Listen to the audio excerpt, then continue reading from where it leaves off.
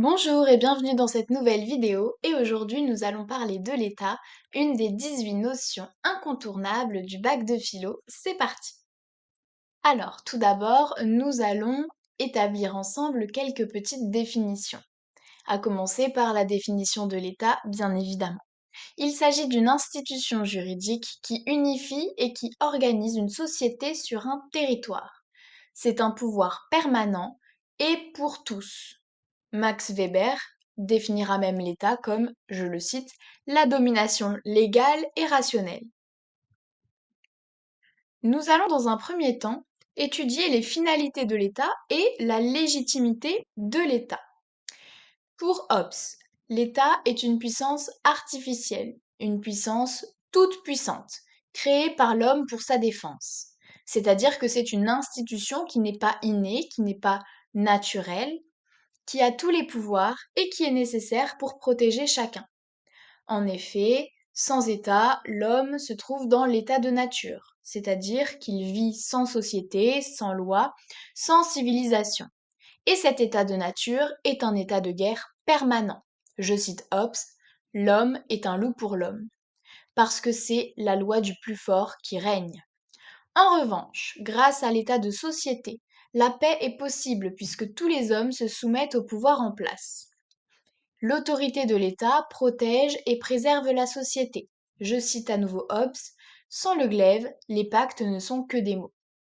Donc, que retenir globalement de la pensée de Hobbes? Eh bien, il faut garder en mémoire que l'État est légitime et nécessaire, puisqu'il a pour but d'éviter la guerre de tous contre tous et de pacifier la société. À cette pensée va s'opposer celle de Rousseau, mais également celle de Thoreau. Rousseau n'a pas vraiment la même opinion que Hobbes. En effet, contrairement à Hobbes, il va mettre en valeur le fait que l'état de nature, eh bien, c'est le modèle à suivre. Puisqu'en effet, il faut que la souveraineté, c'est-à-dire que le pouvoir, soit populaire, donc qu'il vienne du peuple. Il ne faut pas qu'il y ait une personne ou quelques personnes au sommet qui décident de tout, qui ait le pouvoir, et que la plupart des personnes se retrouvent soumises à cette autorité.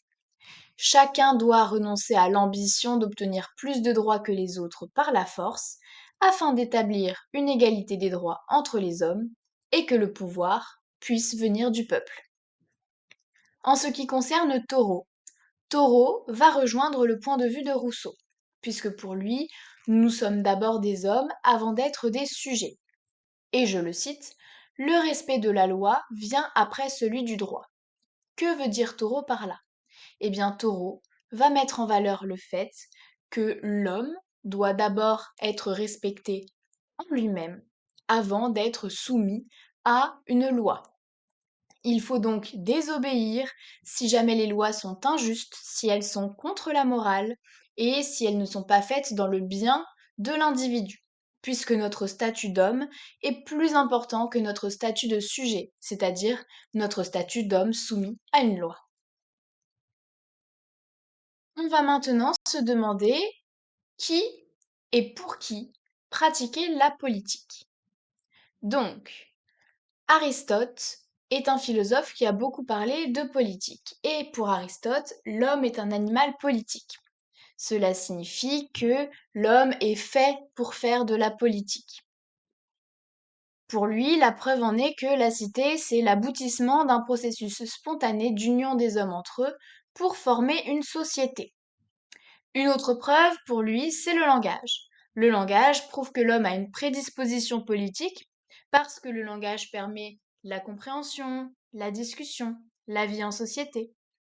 La politique ne présuppose pas de compétences particulières, tout le monde peut gouverner, puisque, je le rappelle, hein, cela revient à ce qu'on disait au début, l'homme est un animal politique, il est prédisposé à faire de la politique. Donc, tout homme peut avoir le pouvoir, tout homme peut gouverner.